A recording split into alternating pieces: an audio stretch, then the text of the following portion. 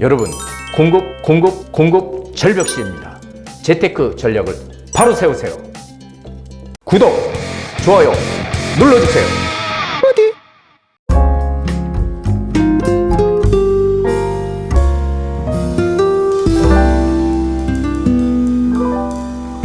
부동산 DJ. 안녕하세요. 부디의 한수, 부동산 DJ 한정훈입니다.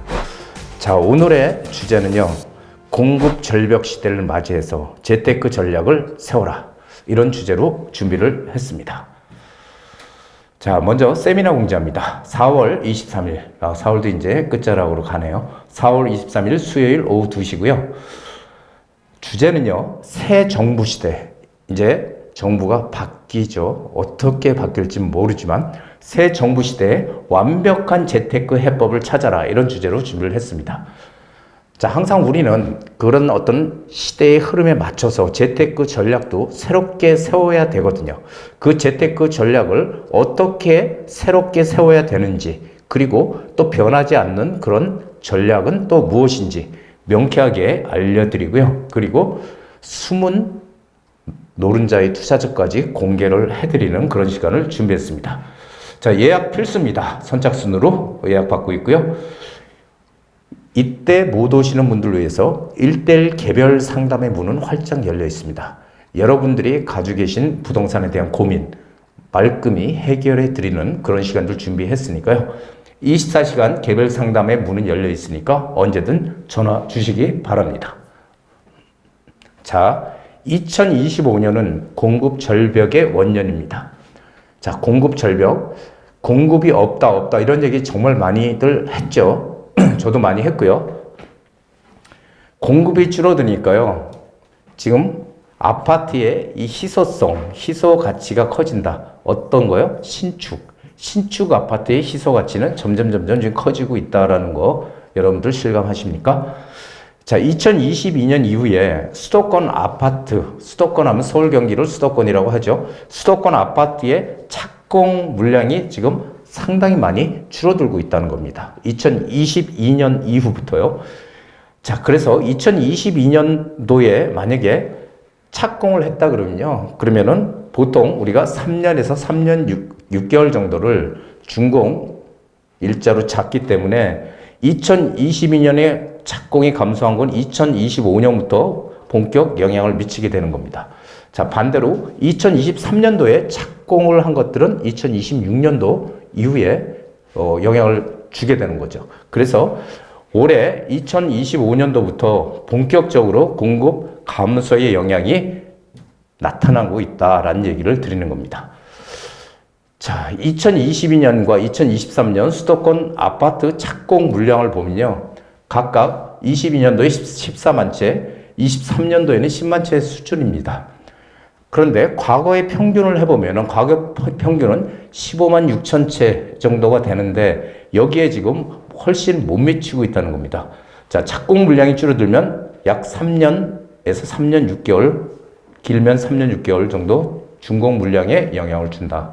이것도 참고로 알아놓으셔야 됩니다. 자, 이렇게 지금 공급이 줄어들고 있는 게 2025년도에 지금 하나의 현상입니다. 수요와 공급은 재테크의 우선 법칙이다. 제가 항상 말씀드리는 건데요.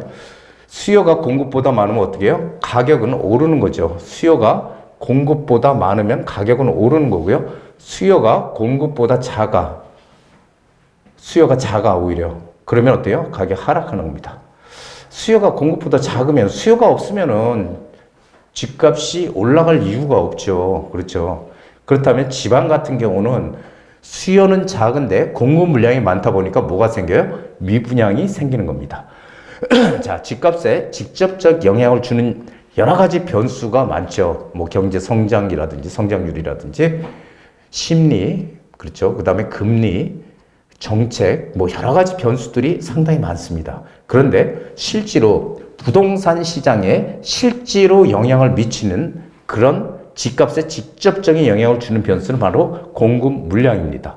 여러 가지 변수 중에서 가장 직접적인 영향을 미치는 게 공급 물량이다라는 겁니다. 자, 공급 물량은 이런 거예요. 그러니까 금리가 낮으면은 우리가 금리가 엄청 낮아지게 되면은 사람들이 막 투자를 할 것 같잖아요. 그런데 사실 그렇지 않습니다. 금리가 낮더라도 투자를 안 하는 경우가 있어요. 왜? 공급 물량이 수요에 비해서 많이 있다면 집값이 오르지 않는다는 거예요. 금리가 아무리 낮아도. 반대로 우리 2007년도, 2008년도, 2008년 초까지만 해도요. 기준금리가 5.25%까지 간 적이 있습니다. 기억하십니까? 5.25 기준금리만요. 거기다 가상금리까지 합치면 훨씬 더 크겠죠. 하지만 이때 금리가 높다고 투자를 안 한 사람은 없다는 거예요. 투자하면서 금리 높다는 얘기 저는 한 번도 못 들어봤거든요. 즉 무슨 얘기예요? 금리가 아무리 높더라도 그 어떤 지역에 호재가 있거나 그리고 물량이 작거나 이렇게 되면은 공급 물량이 작게 되면은 금리가 높더라도 가격은 오른다는 겁니다. 그래서 집값에 가장 직접적인 영향을 미치는 게 뭐라고요? 공급 물량이다. 그래서 공급 물량이 지금 많은지 작은지 이건 어떻게 봐야 돼요? 지역적으로 봐야 되는 거예요. 즉 서울이면 서울, 부산이면 부산, 대구, 울산, 경주, 청주 이런 식으로 그 지역마다 봐야 되는 거지 전국의 공급 물량을 갖다 놓고 뭐 작니, 많니 이렇게 얘기하는 거는 사실은 안 맞는다라는 얘기를 드리는 겁니다. 자, 연도별 1분기 일반 분양 물량 추이 1분기예요. 그런데 여기 보면요. 1분기 여기 보면은 2001년도에 상당히 지금 일반 분양 물량이 상당히 작았죠.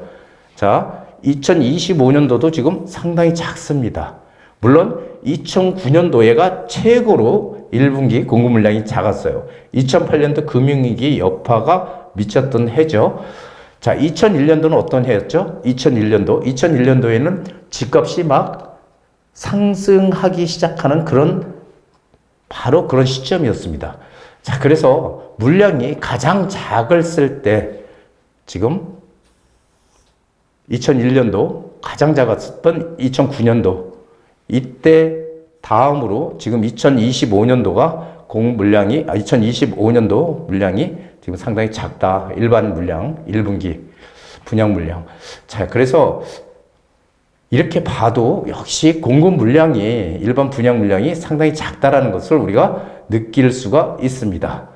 자, 서울 같은 경우에 한번 보시죠. 서울의 연간 입주 물량 추이 해가지고 2020년도부터 쭉 나왔는데요.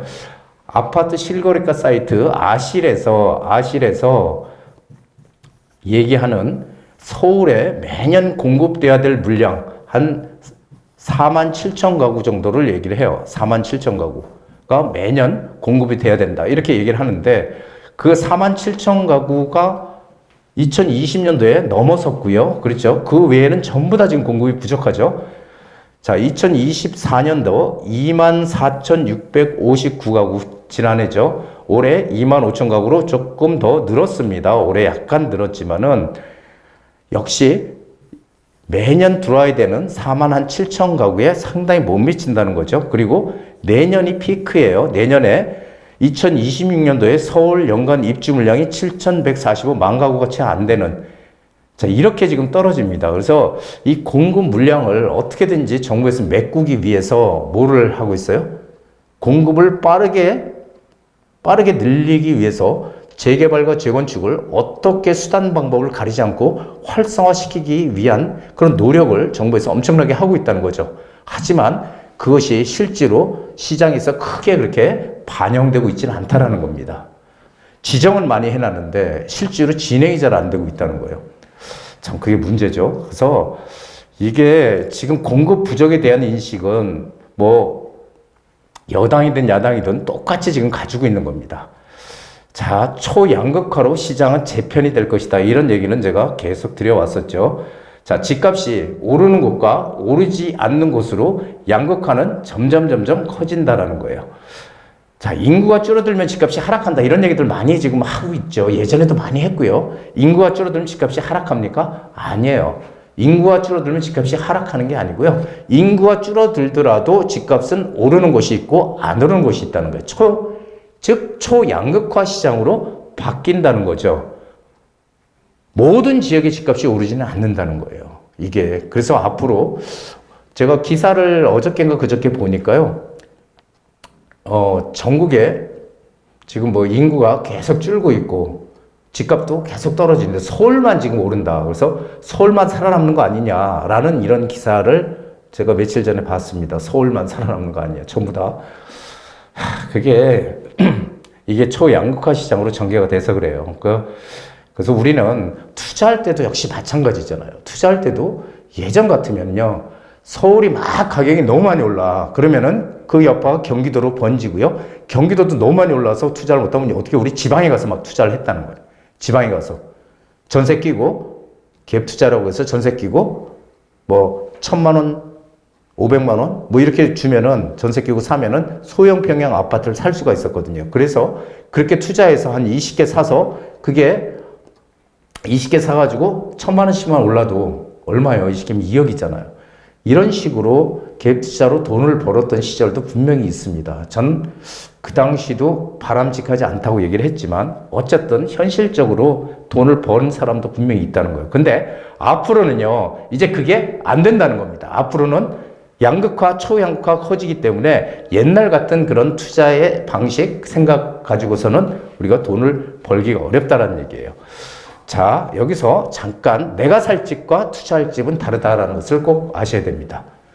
내가 살 집은 어떤 집이에요? 내가 편안하게 살 수 있는 곳이면 돼요. 그렇죠? 내가 거주할 수 있는 곳. 하지만 투자는 어때요? 오를 수 있는 곳에 가서 해야 된다. 양극화가 커지기 때문에 이렇게 구분을 반드시 해야 되는 겁니다. 내가 살고 싶은 곳은 남들이 살고 싶은 것하고 틀릴까요? 틀릴 수도 있고 맞을 수도 있어요. 그렇죠? 나는 산 속에 그 공기도 좋고 산자락 공기도 좋고 이 개울도 있고 이런 데 가서 사는 게 좋아. 시골이죠. 시골 같은 데 가서 사는 게 좋아. 하지만 다른 사람들은 또 원하지 않습니다. 그렇죠? 그래서 조금의 그 선호도의 차이는 있지만 우리는 어떻게 해요? 내가 살고 싶은 곳은 내가 편하게 살고 싶은 곳이에요. 하지만 내가 투자를 할 때는 어떻게 해야 돼요? 남들이 살고 싶은 곳. 남들이 살고 싶은 곳이 바로 오를 수 있는 곳입니다. 이런 곳으로 투자를 해야 된다는 거예요. 그래서 이제는 집도 이렇게 구분을 해서 우리가 투자를 해야지 옛날 같이 그냥 한 채 사놓으면 집값이 계속 오른다? 이제는 그런 시대가 지나갔다라고 보시면 되겠습니다. 자, 초양극화 시대에서 미국 같은 경우는 어떻게 해요? 뉴욕에 소호라는 지역이 있는데요. 거기 중간 가격에 집을 한 채를 가지면 라스베가스에 가서 18채를 살 수 있고요. 아틀란타에 가서 23채, 디트로이트에 가면 29채를 살 수 있습니다. 전부 다 상당히 한 채로 많은 양의 주택을 구입할 수 있죠. 자, 그렇다면 우리나라는 어떻습니까? 우리나라는 서울 강남 3구가 가장 비싼 곳이잖아요. 집값이. 그렇죠? 거기에 중간 가격에 한 채를 가지고 지방에 가서 몇 채를 살 수 있을까요? 몇 채? 10채? 10채 살 수 있을까요? 살 수도 있겠죠? 중간 가격의 아파트면은. 하지만 여기 미국처럼 18채, 23채, 29채 이렇게 살 수 없다는 거예요. 즉 무슨 얘기냐면은 미국같이 세계 경제의 중심축이자 뛰어난 학자들, 경제학자들, 두뇌들이 많이 모여있는 미국조차도 이 집값의 격차, 지역 간 집값의 격차는 엄청나게 벌어져 있다는 겁니다. 반대로 얘기하면 우리나라는 아직 미국같이 그렇게 벌어져 있지 않다. 덜 벌어져 있다. 하지만 시간이 지나면 어떻게 된다? 점점 더 벌어질 것이다. 라고 우리는 예측을 해볼 수 있겠죠. 자, 도심개발에 투자의 해답이 있습니다. 지금 재개발, 재건축, 특히 재개발에 대해서 서울시에서 상당히 많은 그런 종류의 재개발들을 진행하고 있죠. 신속통합계획이니, 모아타운이니, 역세권 개발이니 등등 상당히 많은 모아타운 이런 것들을 진행하고 있는데요. 그런데 지금 우리가 가장 신경을 써봐야 될 것이 바로 지하철 중심의 개발입니다. 지하철 중심 개발. 이게 즉 역세권 개발이라는 건데요. 예전에 오세훈 시장이 역세권 시프트 해가지고 예전에 만들어놨었죠. 역세권 시프트. 그런데 이게 지금 2개가 더 늘었어요. 역세권 개발이 형태가 2개가 더 늘었습니다. 역세권 장기 전세주택, 역세권 시프트, 그 다음에 역세권 활성화 사업, 그 다음에 민간 도심 복합 개발. 이건 최근에 나왔죠. 최근에 민간 도심 복합 개발은 본래 민간이 할 수 없었던 분야인데 공공이 할 수 있었던 분야예요. 그런데 이거를 민간이 할 수 있게끔 문을 열어놨어요. 지금 무슨 얘기냐면은 역세권 개발이 앞으로의 어떤 개발 형태의 중심이 될 거다. 그럼 우리는 어떻게 해야 돼요? 지하철역에 붙어 있어야 된다는 겁니다. 자, 역세권의 선택과 집중을 통해서 압축적 도시 공간을 구축하는 압축 개발을 하겠다. 이게 서울시 그리고 정부의 계획입니다. 우리가 압축 도시라는 거는 컴팩시티라고 해서요. 한마디로 어떤 역세권의 한 지역에 주거, 상업, 업무, 문화 공간을 같이 복합 개발하는 이런 개발의 형태를 바로 컴팩시티라고 얘기를 합니다. 그래서 제가 항상 말씀드리지만은 지금 역세권에 있는 빌라들이 하나하나 지금 사라지고 있다는 거예요. 왜? 거기가 재개발 구역으로 지정이 되면은 거기는 더 이상 살 수가 없죠. 딱 묶이기 때문에 들어갈 수가 없어요. 그래서 역세권의 빌라들이 또 없어지잖아요. 없어지면서 개발이 되고 그러다 보니까 이 빌라들이 상당히 희소 가치가 커지는데 특히 신축 새 빌라들이 거의 지어지지 않고 있는 이런 상황이기 때문에 신축 빌라의 희소 가치는 새 아파트의 희소 가치와 더불어서 상당히 지금 크다라는 겁니다. 그래서 역세권에 붙어 있는 빌라는 반드시 개발이 된다라고 생각하시는 게 맞습니다. 자, 역세권 빌라는 승강장에서 직선거리로 500m까지를 역세권이라고 한다. 이렇게 지금 돼 있죠. 그래서 이 역세권에 붙어 있는 우리 이런 빌라, 재개발을 할 수 있는 빌라를 어떻게 우리가 찾아가느냐가 관건이다라는 얘기를 드리는 겁니다. 자, 정부의 정책 방향은 공급에 방점이 찍혀 있다. 제가 항상 말씀드렸죠. 왜? 공급이 지금 계속 지난 정부에 이어서 공급이 계속 부족하다 보니까 이 상태로 가면은 집값이 폭등할 가능성이 크다. 그러니까 어떻게든지 빠른 속도로 공급을 늘려야 되는데 빠른 속도로 공급을 늘릴 수 있는 방법이 재개발과 재건축밖에 없다라는 얘기입니다. 그래서 재개발, 재건축을 어떻게든지 활성화시키기 위한 노력을 하고 있다. 그래서 공급에 지금 방점을 찍고 있다. 그 방법이 재개발, 재건축이니까요. 그런데 이게 여당 다른 인식을 가지고 있고 야당은 다른 인식을 가지고 있냐? 아닙니다. 여야 공급 부족하다는 인식은 같이 가지고 있다는 거예요. 그래서 이 공급 정책은 계속 지속될 겁니다. 공급 정책, 공급을 늘리는 정책은 뭐 정권이 바뀐다고 해서 바뀌는 게 아니고요. 공급 정책은 계속 지속이 될 거고요. 그런데 공급을 위한 정부의 유일한 대책, 재개발과 재건축이잖아요. 공급을 위한 정부의 유일한 대책이. 왜냐하면은 도심엔 빈 땅이 없으니까 있는 거 부숴서 새 집을 만드는 방법밖에 없어요. 낡은 거 부숴서. 그게 재개발과 재건축이잖아요. 자, 여기 박상우 국토교통부 장관이 얘기했죠. 외곽 신도시보다 뭘 해야 된다? 도심 고밀 개발이 필요하다. 고밀도 복합 개발. 즉 이게 컴팩시티. 아까 먼저 보셨던 컴팩시티라고 해요. 컴팩시티 고밀도 복합 개발. 자, 그렇다면은 뭐가 중심이 된다고요? 이 컴팩시티는 역세권이 중심이 된다. 역세권. 이것을 꼭 기억을 하셔야 됩니다. 그래서 역세권이 뭐 지하철이 가까워서 내가 편하고 왔다 갔다 하기 편해서 교통이 편해서 역세권이 중요한 게 아니고 앞으로의 모든 개발은 역세권을 중심으로 해서 이루어진다는 것도 기억을 하셔야 됩니다. 자, 재개발과 재건축이 대세다. 제가 항상 말씀드렸죠. 자, 재개발과 재건축은 뭘 중심으로? 역세권을 중심으로 찾아야 된다. 가격이 싸다고 역세권에서 떨어진 데를 찾으면 안 된다는 거예요. 재개발을 하더라도 역세권 쪽에 붙어 있는 그런 빌라를 사야 된다. 이런 얘기를 드리는 겁니다. 그런데 이 중에서 가장 중요한 거는 뭐예요? 이 사업성이에요. 사업성. 예전에 우리가 어떤 재건축이든 재개발이든 우리가 투자를 할 때 가장 우리가 높게 평가한 게 입지 가치였습니다. 입지 가치. 입지 가치가 부동산의 가치다. 그렇죠? 현 미국 대통령 트럼프도 부동산은 로케이션이다.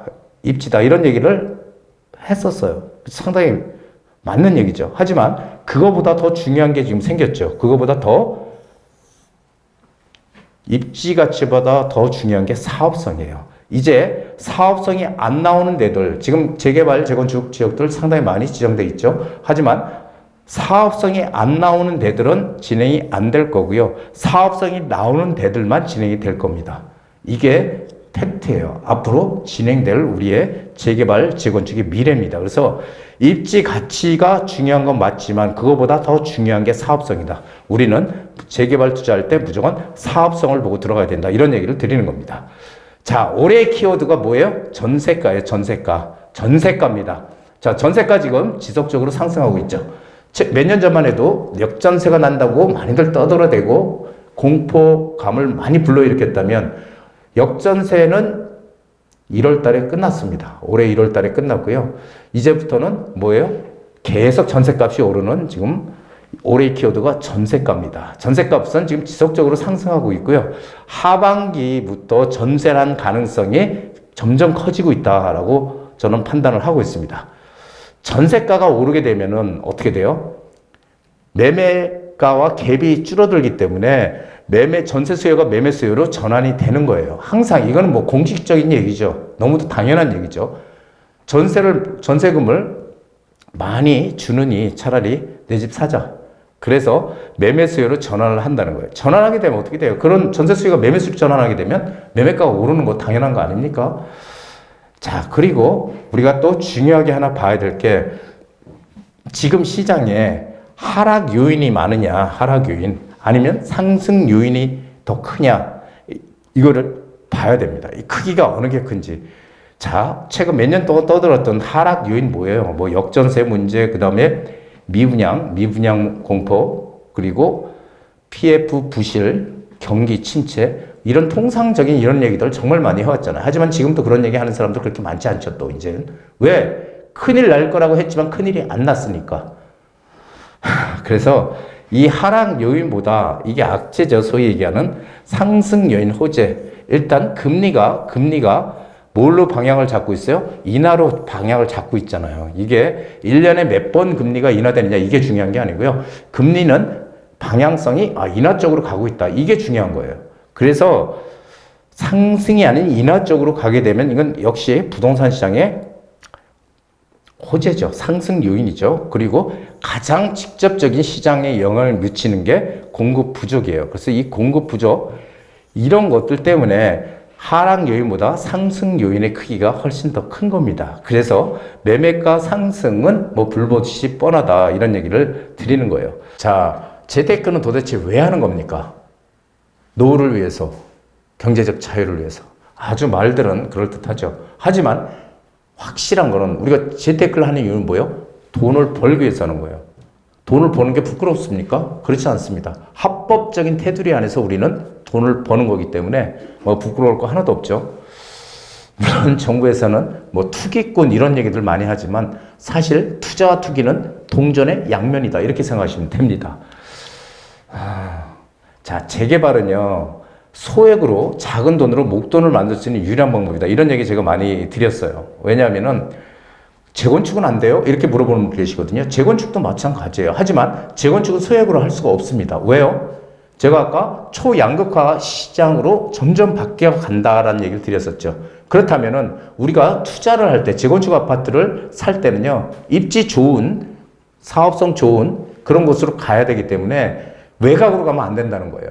외곽으로 가면은 투자금 작게 들어가지만 그런 지역들은 어떻게 해요? 초양극화 시장에서는 가격이 오르기 어렵다는 겁니다. 그렇기 때문에 우리는 사람들이 선호하는 강남권이라든지 마포, 용산 뭐 이런 지역 쪽으로 재건축을 투자해야 되는데 그럼 돈이 억수로 많이 들잖아요.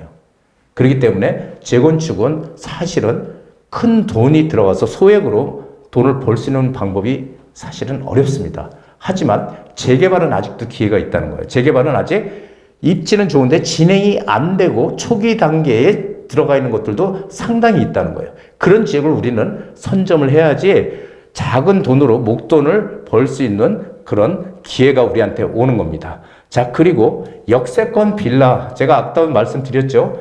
역세권에 있는 빌라는요, 시세 가치도 크지만, 앞으로 점점 크지만, 사업성이 좋다면, 사업성만 좋다면, 그렇다면 이런 것들은 무조건 계속 진행이 될 것이다라고 보셔도 무방합니다. 왜냐하면 지금 여러 재건축 재개발 지역들, 모아타운, 신속통합계획 지정은 엄청나게 많이 해놨지만 그런 것들이 과연 다 진행이 될까요? 절대 진행 안 됩니다. 진행이 되는 곳은 어떤 곳이라고요? 역세권에 있는 그런 지역들로서 사업성이 뛰어난 곳, 이런 것들만 진행이 된다는 거예요. 그래서 이런 것을 우리는 들어가야 된다.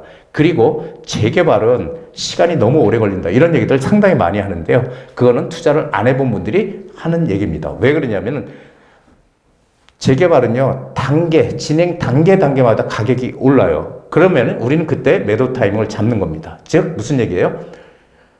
단계마다 오르기 때문에 내가 2억을 투자했다면 빠른 시간 내에 어느 단계에서 2억이 오르면 이거 팔까? 매도할까? 고민을 해봐야 되는 거예요. 만약에 아니야, 조금 더 다음 단계까지 가져가면 더 괜찮을 것 같아. 그럼 더 가져가는 겁니다.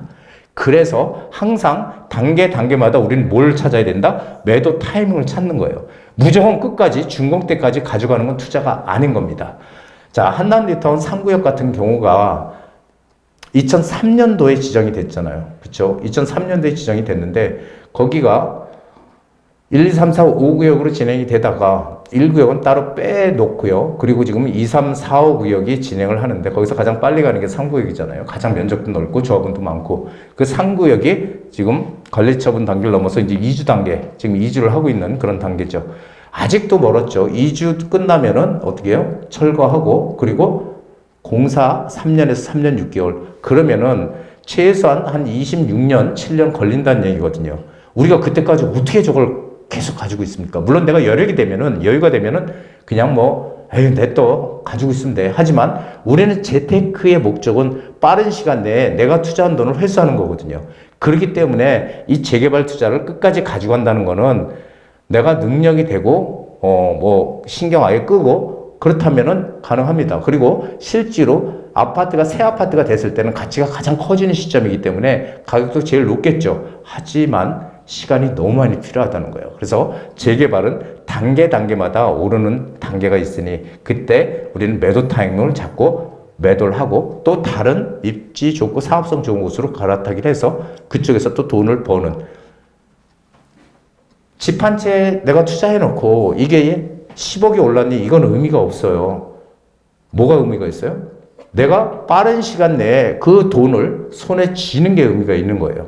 그렇죠? 그냥 기분만 좋죠. 그냥 올랐어. 그냥 집값 올랐어. 이거는 의미가 없다는 겁니다. 재테크는 내 수중에 돈을 딱 움켜줘야지 된다는 얘기예요. 그래서 항상 여러분들 재테크는 뭐예요? 돈을 벌기 위해서 합법적인 우리 테두리 안에서 돈을 벌기 위해서 우리가 열심히 노력하는 것이다 라는 것을 꼭 기억을 하셔야 됩니다. 자, 4월 23일 세미나 새정부 시대 완벽한 재테크 해법을 찾아라. 자, 정부가 바뀌면 부동산 정책이 어떻게 바뀔까요? 또 바뀌는 게 있고 안 바뀌는 게 있을 거예요. 그렇다면 거기에 포인트를 두고 우리가 어떻게 움직여야 항상 남들과 다른 마인드로 이익을 낼 수 있을지 거기에 대한 해법을 공개하는 시간 준비하겠습니다. 선착순 1대1 선착순 필수고요. 예약 필수고요. 1대1 개별 상담 항상 24시간 열려 있습니다. 항상 언제든지 전화 주시기 바랍니다. 현명한 투자자는 비관주의자에게 사서 낙관주의자에게 파는 현실주의자이다. 벤자민 그레엄 미국 가치 투자의 아버지 이렇게 되어 있습니다. 이거 맞는 얘기 같아요. 항상 비관적인 사람들은요, 막 가격 떨어지면 더 떨어질 것 같고, 그러니까 막 팔아. 그럼 그런 것들을 우리가 사서. 또 낙관주의자는 어때요? 낙관주의자는 항상 좋게 보죠, 시장을. 그렇기 때문에 그런 사람들은 가격이 올라도 또 낙관적으로 받아들여요. 그래서 우리는 현실주의자가 돼야 됩니다. 제가 말씀드렸죠? 내가 집값이 얼마 올랐고, 기분 좋고 그게 아니고 내가 투자를 해서 내 수중에 돈을 얼마를 손에 쥐느냐 이게 가장 필요한 거죠. 그렇죠, 여러분? 자, 오늘 강의 잘 들으셨는지 모르겠습니다. 자, 저는 오늘 여기까지 하고요. 항상 행복한 부자 되세요. 한정훈의 부동산 DJ에서는 여러분들의 고민을 기다립니다. 영상을 보시고 투자에 관심 있으신 분은 지금 바로 연락 주시기 바랍니다.